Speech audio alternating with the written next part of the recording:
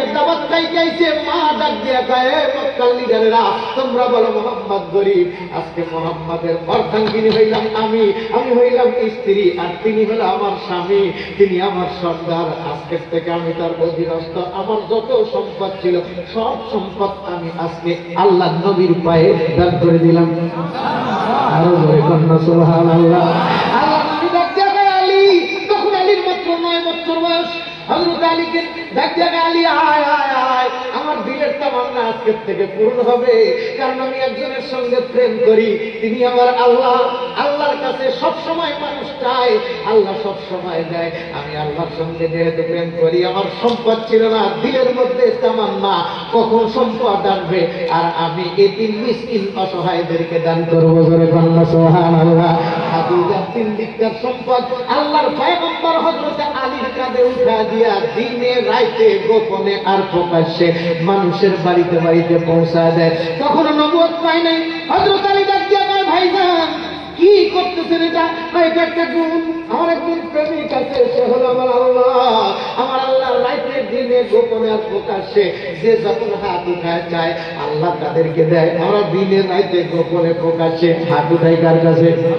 হাত উঠাই কার কাছে? কার কাছে? হর করিনে দেনে তু তৈয়ার হয়, जो न मांगे उससे तू बेजार है।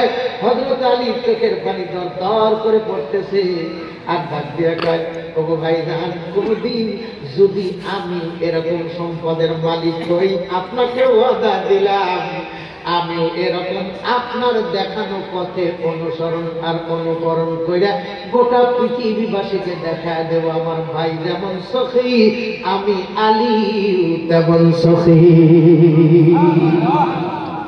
বহুত দিন চলে গেছে। হযরত আলী 9 বছর থেকে নিয়ে বিয়ে করছে, মক্কায় গেছে, মক্কা থেকে মদিনায় হিজরত করে গেছে, ফাতেমার সঙ্গে বিবাহ হয়েছে। প্রতি রাত্রিতে হযরত আলী চোখ দিয়ে পানি ঝরে। হঠাৎ করে একদিন ফাতেমা তো জোহরার দিকে বানাইছে, ওগো হাসান হুসাইনের আব্বা, আপনি কাঁদতেছেন কেন? কি হয়েছে আপনার? ডাক দেখায়, ফাতিমা, বহুত দিনের একটা ব্যথা, বহুত দিনের একটা যন্ত্রণা আমার কলিজার মধ্যে। হযরত ফাতেমা ডাক দেয়া, আমি আপনার অর্ধাঙ্গিনী, আপনি আমার হৃদয় রাজ্যের রাজা, আর আমি হইতে চাই আপনার হৃদয়ের রানী। আমার মা দুইটা স্বামী মারা গিয়েছিল। আমার আব্বার সঙ্গে বিবাহ হওয়ার পর আমি জন্মের পর দেখেছি আমার বাবা কখনো আমার মাকে কটু কথা বলে ডাকে নাই, আমার মাও কখনো আমার আব্বার সঙ্গে খারাপ ব্যবহার করে নাই। আমি শুনেছি আমার আব্বার মুখে, ফাতিমা, আমার কিছুই ছিল না, পয়দা হয়ে দয়ার নবী না দেখিলেন বাবার মুখ, 6 বছরের কালে নবী হারায় দিয়েছেন মায়ের মুখ।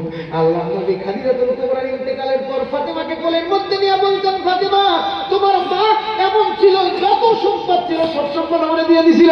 আল্লাহু আকবার। কোলের মধ্যে থেকে ফাতেমা দিয়ে আসতেছে, আমরা যদি কখনো সম্পদের মালিক হই তাহলে আমার যে স্বামী হবে আমি সেই স্বামীকে আমার মার মতো সম্পদ দান করে দিব। আর আমাদের দেশের মায়ের কাছ থেকে গিয়ে নে শ্বশুর শাশুড়িকে অত্যাচার জুলুম, আমরাও বিয়ে করলে আমাদের বেবিরাও শেখে শ্বশুর শাশুড়ির উপরে জুলুম। বলেন ঠিক না? উচিত কথা। কালা বাজার জ্যোৎস্না রাতে চোর বাজার, ছিঁড়ে দিলে হয় বুড়া বাজার, আর গরম ভাতে হয় বিড়াল বাজার।